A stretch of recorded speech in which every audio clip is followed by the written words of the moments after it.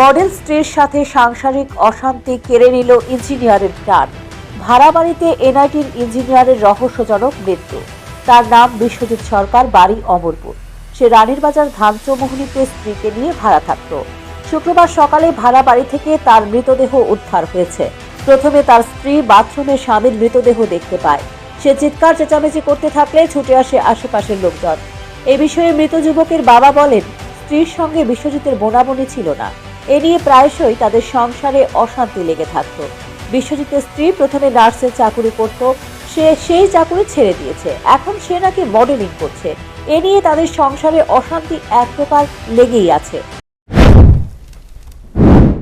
তারা স্বামী স্ত্রীতে মোটেই মিল আসলো না। আবার বাচ্চা হয়েছে, আচ্ছা যাই বাচ্চা তো হয়েছে, মোটামুটি মিল হইব। গুয়াহাটি গেছে, গুয়াহাটিতে প্লেনে গেছে কলকাতা। কে গেছে গা? এই মহিলা। আচ্ছা, ছেলের বউ? হ্যাঁ, আমার ছেলের বউ। মানে কি করতো উনি? আমরা শুনছি মডেলিং করে বলে।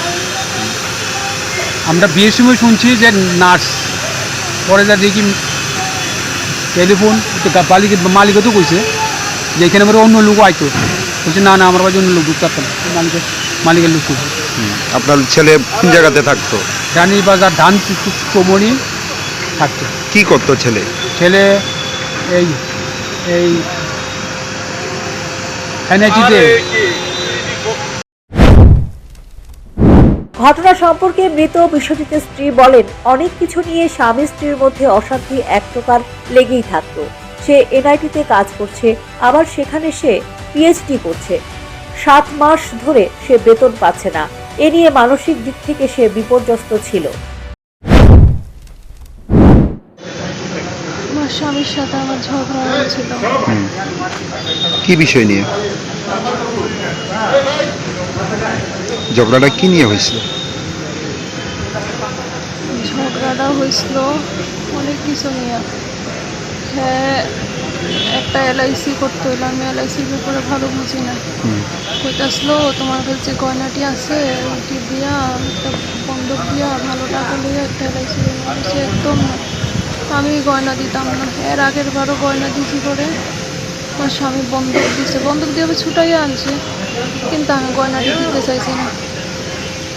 কত টাকা মানে গয়না ভ্যালু? বিয়ের গয়না কত টাকা বুঝতে পারতাম না। তারপরে হের এনআইটির থেকে আজকে 7 মাস ধরে হেরে কোনো বেতন দেয় না। অনেক ডিপ্রেশনে ভুগতেছে। কি কারণে বেতন না, মানে কি কারণে দেওয়া হয়েছে? তারা কিল্লিগা বেতন, সব স্টাফের বেতন আটকে রাখছে। কিল্লিগা আটকেছে আমি কিচ্ছু জানি না। রেগুলার চাকরি আছিল? রেগুলার চাকরি না, তো স্টুডেন্ট। আর সঙ্গে পাশাপাশি মানে কেমিক্যাল ডিপার্টমেন্টে চাকরি করতো। ইঞ্জিনিয়ার আমি বেশি কইতে পারতাম না, কারণ আমি নার্স, আমি ওই ডিপার্টমেন্ট ভালো বুঝি না। তো আমি কইছি তোমার সিনিয়রের লোক আমি কথা বলতেছি না, তুমি কোনোদিনও কথা বলে না, আস্তে আস্তে টাকা লইয়ে ডিপ্রেশনে আসতো। সঙ্গে হ্যাঁ চাইতেছিল আরেকটা বেবি নেওয়ার লেগে। তো আমি কইছি এখনে তো মাত্র বিয়ে হয়েছে, 1 বছর হয়েছে, ডক্টরও তো মনে করছে যে বেবি তো পরেও নিতে পারবে। তো আমি বেবি নিতে চাইছি না। আমি কইছি এখন আমি বেবি নিতাম না, অনেক আগে থেকে। আর হ্যাঁ একটু রাখলেই পট করে চিত্তে থাকে, তো তার ফ্যামিলির মানুষও সবাই জানে। হ্যাঁ রাগটা এই অনেক এখনো তো অনেক বেশি, আবার এখনোই টান হয়ে যাচ্ছে তোরা এমন। আমার সবসময় বলতো আমি বাঁচতাম না, মরে যাবো। ফাঁসিটা কি ঘরেতে দিছে না অন্য জায়গায়? ঘরেতে দিছে। প্রথমে কে দেখছে বিষয়টা? প্রথমে দেখছি আমি বাথরুম থেকে আইতে আমার হাজব্যান্ড আমার সঙ্গে শুয়ে আসলো, তারপরে এইসব কইতাছে। এরপর আমার খুব চোখে ড্রাউজিনেস আইতে আসলো। তারপরে আমি বাথরুম থেকে আইতে ওই ঘরে গেছি, অলরেডি হ্যাঙ্গিং অবস্থা। আমি বুঝতেছি না, আমি স্বপ্ন দেখতেছি না সত্যি। আমি সঙ্গে সঙ্গে একটা পাও চেয়ারের উপরে উঠানোর চেষ্টা করছি, পারতাছি না। আমি সঙ্গে সঙ্গে মালিকের ওইখানে গেছি, আমি ডাকতেছিলাম, এর আগে উত্তর দিতে আসতাম না। এরপরে মালিকের বউ বাড়িছে আমার পাশের রুমে ভাড়া থাকতে। হ্যাঁ, আরেকটা ভাড়া দিয়ে আসতো। কোন জায়গাতে আমরা ভাড়া থাকতাম? রানীর বাজার ধানচৌমুহনী শনি মন্দিরের সামনে। পুলিশ মৃতদেহ উদ্ধার করে ঘটনা তদন্ত করছে। পুলিশের তদন্তেই বেরিয়ে আসতে পারে মৃত্যুর ঘটনার প্রকৃত রহস্য। Bureau report, news crime Tripura.